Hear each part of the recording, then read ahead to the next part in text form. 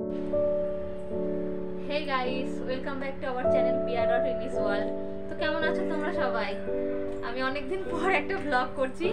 তো একটা video already post করেছি যেটাতে আমি আর রিনি দুজনেই অ্যাক্টিং করেছি, কিন্তু যদি ওটা ডিলিট করে দিতে হতে পারে আমাদের। তো অনেকদিন আমি কোনো ভিডিও করতে পারিনি, আমার খুব শরীর খারাপ ছিল আসলে। তো সেই কারণে আমি আর ভিডিও করতে পারিনি। জ্বর কমার পরে আবার শুরু হয়েছিল দাঁতে ব্যথা। তো অনেকদিন আমি ভুগেছি আর কি। তো আসলে ওই কারণে ভিডিও করে হয়নি। আমরা দুজনেই তো ভিডিও করি একসাথে, রিনি দুটো ব্লগ করে ছেড়েছে। তো আমিও অনেকদিন কোনো ভিডিও করতে পারিনি, ব্লগও করিনি।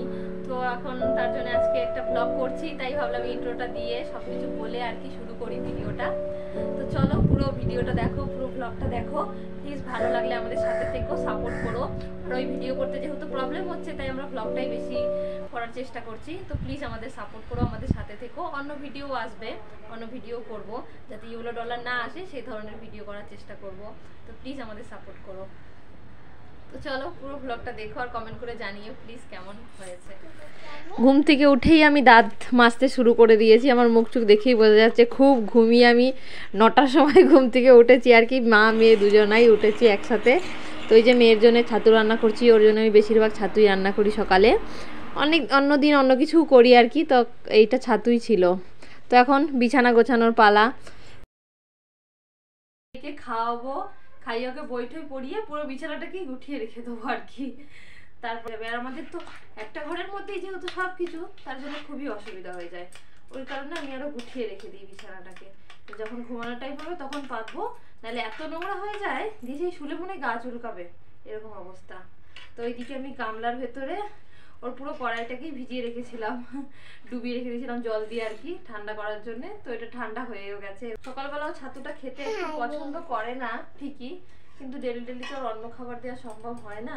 2 দিন করে ওকে ব্রেড টোস্ট বানিয়ে দিয়েছিলাম।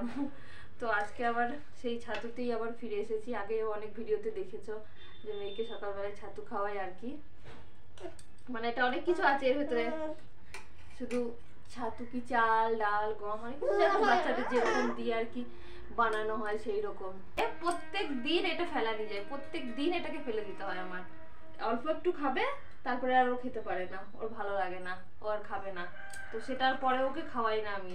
সেই সকালে রান্না, সকালে ওকে একবারে রান্না একবারই খাওয়ানো হয়, দ্বিতীয়বার আর খাওয়ানো হয় না। তো যতটাই থাকুক আমি ততটা ধরেই ফেলে দিই, কোনোদিনও ওর জন্য তুলে রাখি না। আর যদিও আমি এত বেলায় উঠেছি, বেলায় রান্নাটা করেছি, তারপরেও ফেলেই দিই। ও আর পরে খাবেও না, আর ফালতু রাখা হয়। আর দুপুরবেলা তো ভাতই খাবে, আর ছাতু খাবে কখন, তার জন্য আর রাখি না ওর জন্য। আমি মাত্র 2 চামচ রান্না করি, তার মধ্যে এতগুলো যদি থেকেই যায়, একটু পরেই ও খাবার চাইবে। ওকে কি খাবার দেবো ভগবান। তো এখন মেয়েটাকে একটু বই পড়িয়ে নেবো। আসলে আমি বললাম না আমার শরীর খারাপ হয়েছিল, তোমার প্রচন্ড শরীর খারাপ ছিল, 10-15 দিন বিশাল ভুগেছি। তো মেয়েটাকে সেরকম ভাবে বই পড়ানো হয়নি। আর সব দিন তো বসতেও চায় না, বাচ্চা মন। তো যেদিন বসতে চায় আর কি, তো সেই দিন আর কি পড়ানোই হয়। ওর জন্য ডেলি তো পড়ানো হয় না। হ্যাঁ এই যে হ্যাঁ ই মা ই কসে কবুতর, হ্যাঁ 1 2 3 4 5 6 7 8 9 10 very good. এবার 11 12 13 14 15 16 17 18 19 very good. তো ওই যে বই টই পড়ে 10:30টার দিকে ওর আবার খিদে পেয়ে গেছে। তো ওর বাবা আগের দিন পাকা পেঁপে এনেছিল, সেটাই কেটে দিয়েছি, সেটাই খেয়েছে ও একটু, আর খেতে পারেনি। তো এই যে আমি আবার 2টো খেয়ে আবার রেখে দেবো, কারণ আবার আধা ঘন্টা 1 ঘন্টা পরে আবার চাইবে খেতে। তো এইদিকে আমি চালটা ধুয়ে নিচ্ছি, চালটা ভাতটা চাপিয়ে দেবো। সকালে যেহেতু কিছু খায় না ছাতু রান্না সেরকম, ওই জন্য আমি তাড়াতাড়ি রান্না করে ওকে তাড়াতাড়ি 12টা 12:30টার মধ্যে ভাতটা খাইয়ে দিতে হয় ওকে। সেই কারণে আর কি তাড়াতাড়ি রান্না করা। তো আজকে বেশি কিছু রানবো না, ওর বাবা বলেছে যে মাছ নিয়ে আসবে। তো সেই কারণে আমি খালি ওর জন্য এই যে ডাল সেদ্ধ দেবো, মুগ ডাল মুসুরির ডাল একটু সেদ্ধ দেবো, একটু লবণ একটু তেল দিয়ে দিচ্ছি, তাহলে তাড়াতাড়ি সেদ্ধ হয় আর কি। তো ওটা দিয়ে এই যে ভাতের ভেতরে দিয়ে দিলাম। ডুবছে না, প্রচুর কম দিয়েছি তো ভেসেই যাচ্ছে খালি।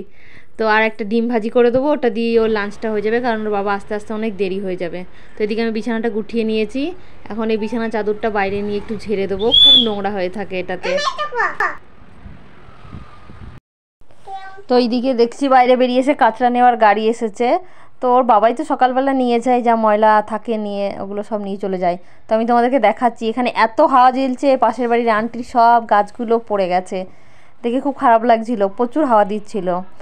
এই যে মেয়েটার জন্য একটা ডিম ভাজি করে নিই আর কি, এটা দিয়ে ওকে খাইয়ে দেবো।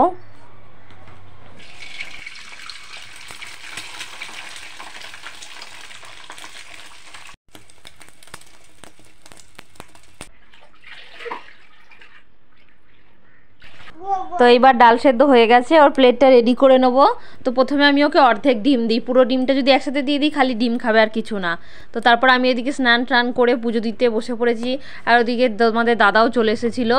আমি স্নান করতে ঢুকবো তখনই ও চলে এসেছে, এসে এদিকে মাছ টাছ কাটা ধোয়া সব করছিল, আর আমি এদিকে পুজো টুজো দিয়ে সব করে নিচ্ছিলাম। তারপর এই যে পুজো টুজো দেওয়া শেষ, এদিকে আমার মেয়ে প্রসাদও নিতে চলে আসে আর কি, পুজো দেওয়া শেষ হতে না হতেই। এই যে এদিকেও মাছ ভাজছিল, আর আমি কচু কেটে দিয়েছিলাম, মাছের কচুগুলো ধুয়ে নিচ্ছে। তো ওই রান্নাটা করে নেবে, এদিকে এই ফাঁকে আমি ভাবলাম মেয়েকে একটু খাইয়ে নিই, কারণ ও সকালে খাবারটা একটু খাইনি, 12টার দিকে যখন দুপুরবেলা খাওয়াতে বসেছিলাম তখন একটুও খাইনি। তাই ভাবলাম এখন একটু বেলা হয়ে গেছে, এখন একটু ট্রাই করে দেখি খাই নাকি। ওর মন চাইছিল না হয়তো খেতে, তার জন্য তখন খাইনি। আমাদের খাওয়া দাওয়া কমপ্লিট হয়ে গেছে, এখন আম কেটে দিচ্ছি, কটা আম এনেছিল, আর খুব খিদে পেয়ে গেছিলো, খাবারের ভিডিওটা অত করে হয়ে মানে ওঠেনি আসলে। এই যে আম ঠাম খেয়ে মেয়েও ঘুমাচ্ছে। তো তারপরে এই যে বিকেলবেলা সিন মা মেয়েতে বসে রয়েছি দূরের কাছে, এখানে খুব হাওয়া দিচ্ছিল, ভালো লাগছিল, বসেছিলাম। তো ব্লগটা এতটুকুই করেছি, তো কেমন লাগলো প্লিজ কমেন্ট করে জানিও, আর প্লিজ আমাদের সাপোর্ট করো, কারণ যেহেতু অন্য ভিডিও করতে খুব প্রবলেম হচ্ছে, ব্লগটা বেশি দেওয়ার চেষ্টা করব, প্লিজ আমাদেরকে সাপোর্ট করো, আর ব্লগটা পুরোটা দেখো, আর কমেন্ট করে জানিও যে কেমন লাগছে।